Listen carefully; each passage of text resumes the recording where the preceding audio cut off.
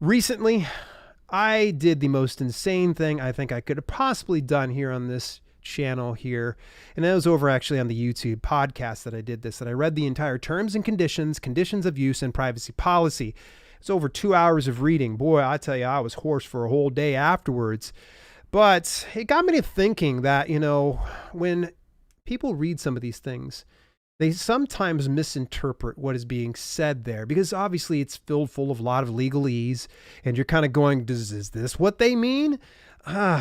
So based on a few common misunderstood rules and weird guidelines, I thought we'd go ahead and just tap into the 10 most misunderstood and weird guidelines that Amazon has. So make sure you stay tuned to today's podcast.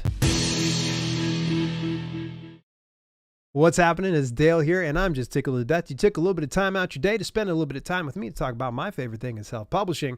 Hey, folks, today's podcast is brought to you in part by the fine folks over at Uscreen. Yes, Uscreen is actually the place that I'm putting together the self-publishing hub. It's going to be a free and premium resource available to self-publishing authors. Stay tuned to the podcast for more details about that. But you can also take advantage of Uscreen, level up your content marketing game, sell more books, and expand your brand through the power of the #1 video on-demand platform for video monetization.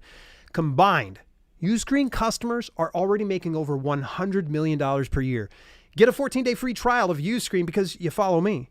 Go on over to dalelinks.com/Uscreen. That is U as in the letter screen. dalelinks.com/Uscreen. More about them later here. Let's jump on in here because I've got 10 weird and misunderstood guidelines. Creates a lot of confusion. Number 1, Amazon does not retain your rights. All right. I see so many times that people freak out and they're like, oh, Amazon's going to take my copyright. No, they do not take your copyright. The only rights that they have is to distribute your content. That's where a lot of people, unfortunately, are going, it says here that I give up my rights to them. No, that's for distribution. It's not your copyright. So it's not something like a trad pub deal or a traditional publishing deal. For those of you that don't know the insider terms, it is not like that. All right. You're just merely allowing them to distribute. Often cases, whenever you're reading something like that, like, oh, it says that it's given them the right to hand out my material. Well, the look inside feature is typically what they're referring to, that they're allowed to share your content. And, if you don't want the look inside feature, you can always just reach out to KDP support and tell them that. Now, if you're in the low content book publishing business, don't have to worry about it. They won't put the look inside feature on unless you come with your own ISBN, and good luck on getting an ISBN for a low content book these days because they are not allowing for that. So that's really tough.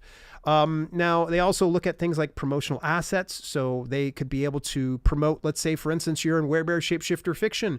They're going to be able to share that inside promotional assets on websites through, different email marketing type things. So the only exclusivity requirement, not regards to rights, all right, it's just being distribution rights, is KDP Select, which gets me on over, sometimes I know what I'm talking about, to number 2. KDP Select only pertains to ebooks, all right? So if you enroll your ebook in the KDP Select program, you agree to 90 days of exclusivity for your digital or electronic version of your title. This includes things like EPUB, PDF, blogs or websites. So if you're putting together a content from, let's say, a blog post of some sort, you're going to probably have to take that blog post down if you plan to use KDP Select. A lot of people kind of get hung up on this one and they wonder like, oh, since I'm enrolled in KDP Select, I can't put my print book over on Lulu or over on Barnes & Noble or over on Ingram Spark. It's not true. The distribution rights for each one of your assets, be it ebook, paperback, hardcover, and audiobook, have all completely different distribution rights. So when you enroll in KDP Select, it's only for the ebook version. That's it. And of course, as soon as you opt out after the 90 days and you've completed that 90 days, you're free to take that ebook wherever you want to. Number 3, manipulating the system. Oh man, yes, there's some ne'er-do-wells out there, and I'm sure some of them probably watch some of my videos hoping that they can go ahead and get some little underhanded tactics. Oh, let me tell you, you will get caught. You will eventually get caught. I've been in this business for gosh, over 8 years now. What the heck is going on here? And I've seen people try to find every loophole that they could abuse in the system. Now, there's been a recent rash of Kindle Vella authors doing swaps. Essentially, they're going in and checking out a book through the Kindle Vella system and then liking it, and then oftentimes even faving it if they've paid for that. Don't do that. Stop. That's stupid. It's just lunacy. If your books, or excuse me, your books, if your series sucks that bad that readers aren't doing it, you need to do better on your marketing and promotion and write better content to keep your readers hooked. That's what it comes down to. I know it's a harsh reality, but you should not be trying to cheat the system in order to actually get up higher in the Kindle Vella charts. Oh gosh, and this is where the lunacy gets worse. These clowns are sharing screenshots online in public forums. Are you stupid? Are you stupid? Seriously, that's 0 sense. Because you know that Amazon's watchful eye is everywhere. In fact, there's people that work at Amazon KDP that are authors as well that are part of these communities. So you're essentially just giving evidence on over to people. Don't be stupid. Don't do these underhanded tactics. If you're hiring someone to check out your book, that's against the terms and conditions, folks. It's just that simple. You shouldn't be paying people to take your book. If your book's that horrible, get out of this business or get a better editor.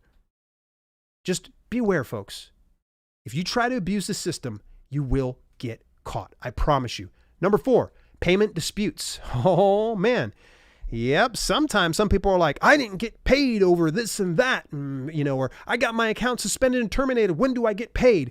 In Amazon's exact words, you may not bring a suit or other legal proceeding against us with regard to any statement unless you bring it within, you ready for this? 6 months after the date the statement is available. So if for some reason you weren't paid out, let's say in January, if you get up to say August or September without asking for that remittance, getting that payment, then, you're out of luck.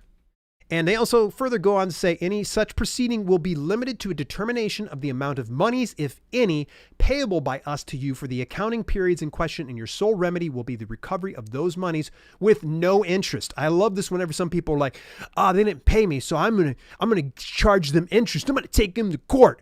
Good luck. Because the last I knew, most indie authors don't have that much money, and Amazon has the deepest pockets of any business out there right now. Number 5. No web forms. Oh, this was an interesting conversation we had actually inside the Facebook group community, Self-Publishing Books. You guys can join that over at dalelinks.com/Facebook, by the way. And one of the things that's mentioned is, hey, can I be able to promote my email marketing list, my email list, if you will? And some people go, well, no, because you can't have web forms available. Okay. Let's just go ahead and clear this one up. Generally, a web form is something like those free landing pages available through like MailerLite or MailChimp. It's never in regards to those websites. But if you really dig a little bit deeper, what they're really trying to say is they're more focused on illicit activities. So if you're sending people over to phishing sites, adult sites, malware sites, those type of things, that's what they don't want you sending them to. If you're linking out, make sure you're enhancing the reader's experience, not merely just taking them off the platform to use as your own. Yes, build out your email list, but do it tastefully and make sure that it makes sense. It shouldn't be like, hey, go over and check out this product that I have and has nothing to do with your fiction book. That's just a dumb way to do things, but I'm sure most of you guys are out there pretty good on that one. Number 6, update or republish. All right, so this is less about the terms and conditions and more about some of the general practices. The Kindlepreneur Dave Chesson recently published a video about this on YouTube. Now, go check it out if you want to. He talks about the reasons why you would want to update a manuscript or republish it.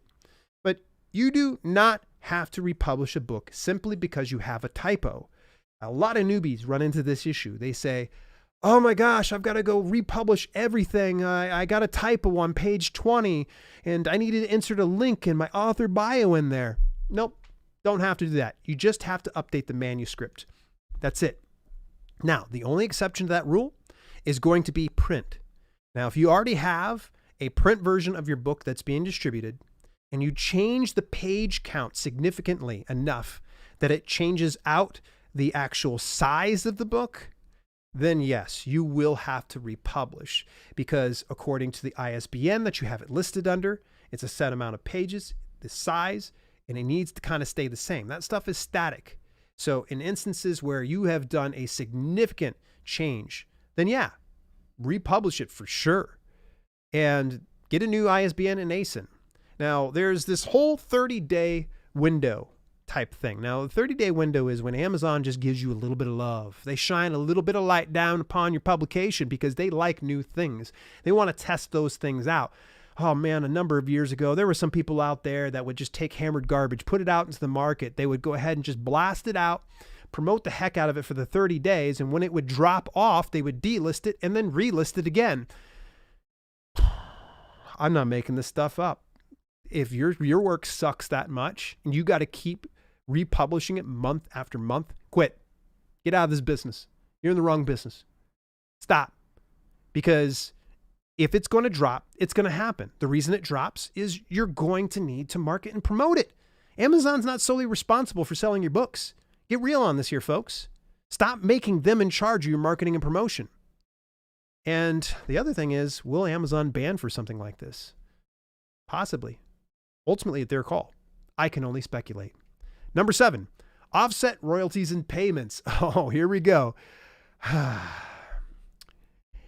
In the event of suspensions and terminations and some other situations, they can actually come back and take royalties out of your current pool of money, okay, your current royalties. And if they find that that is not enough or sufficient, they can actually charge you for those things. Yeah, it's one of the things I read in there. Offset royalties. It's based on their research and findings.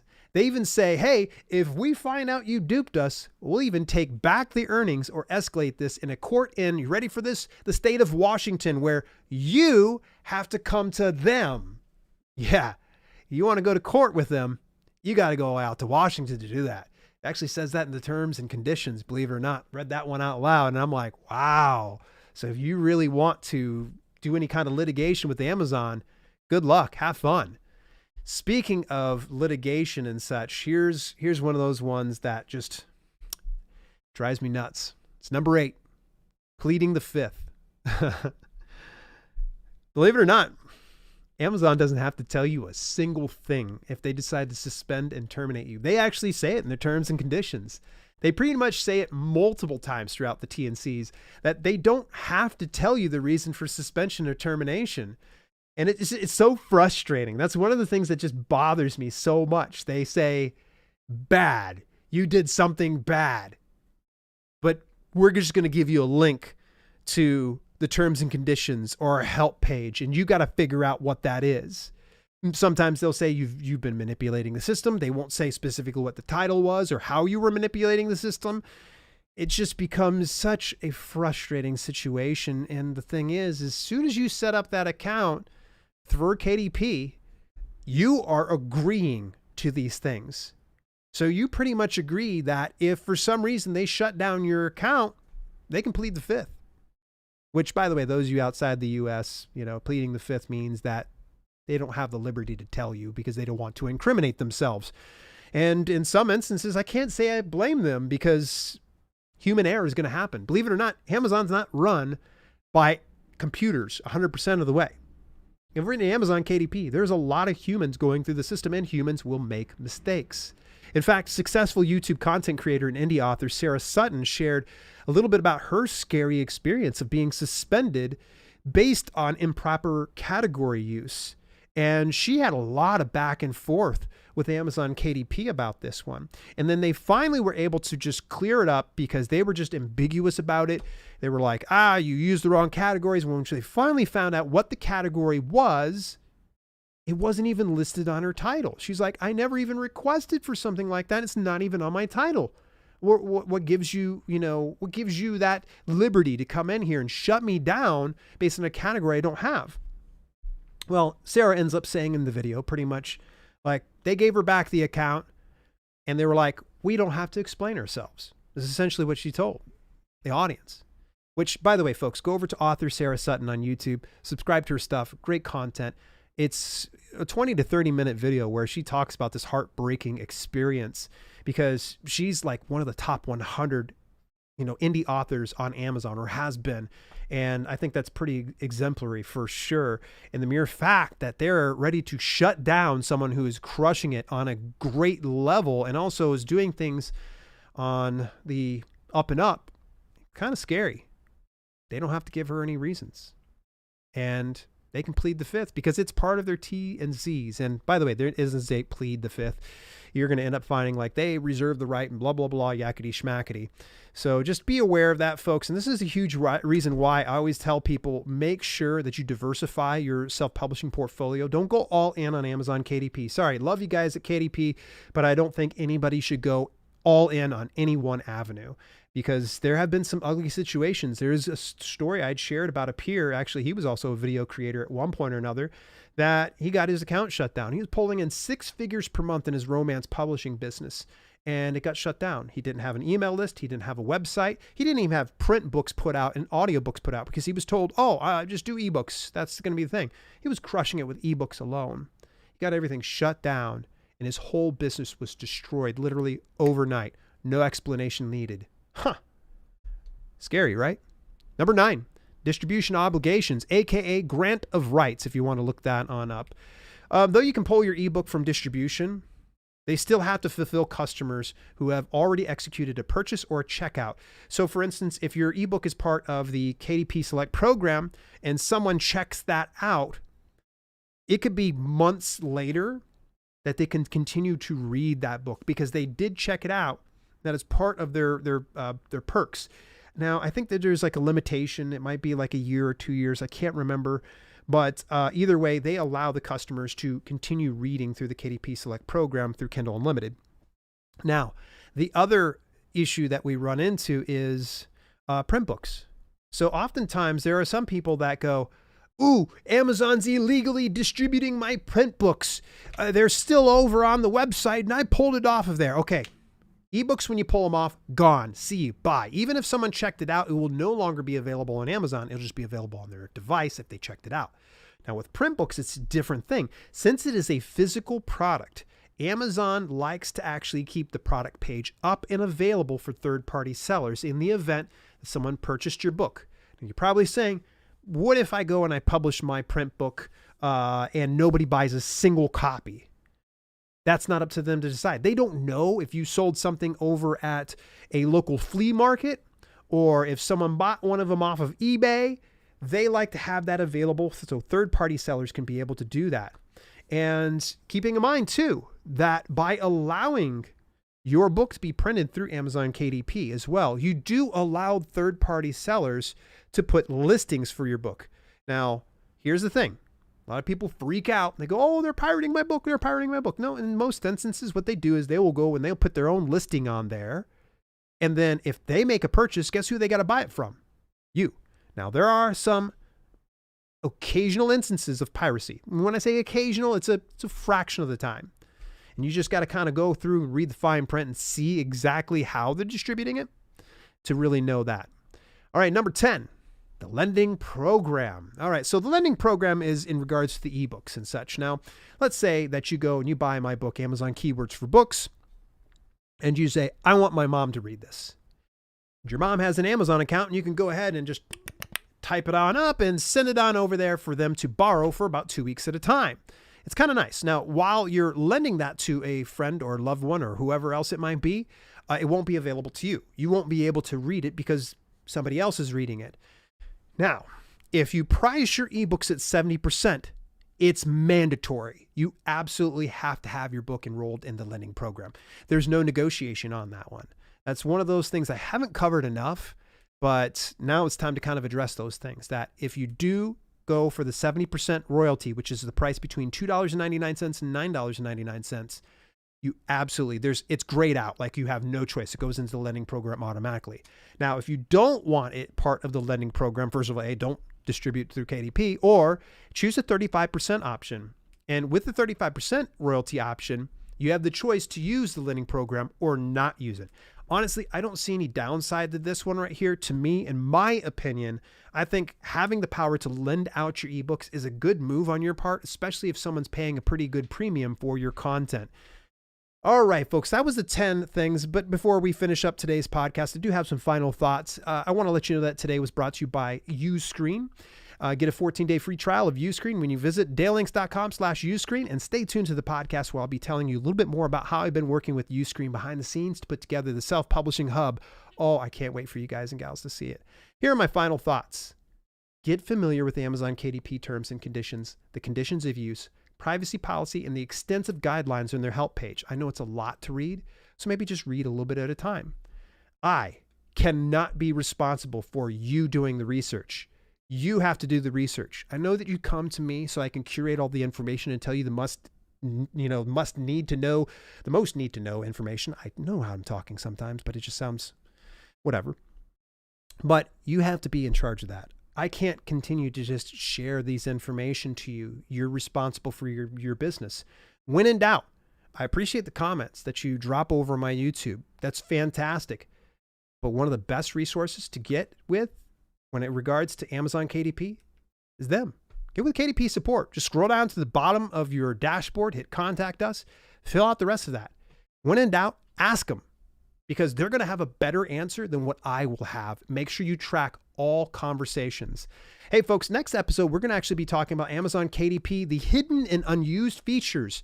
There are a lot of hidden unused features. In fact, actually, I shared some of these things here throughout, like the lending program. A lot of people don't realize about that. Hey, to get advanced access to all podcasts, visit dalelinks.com/YouTube podcast 1 week before the audio podcast launches out into the world through places like Apple, Spotify, Amazon Audible, iHeartRadio, Spreaker, Stitcher, so on and so forth.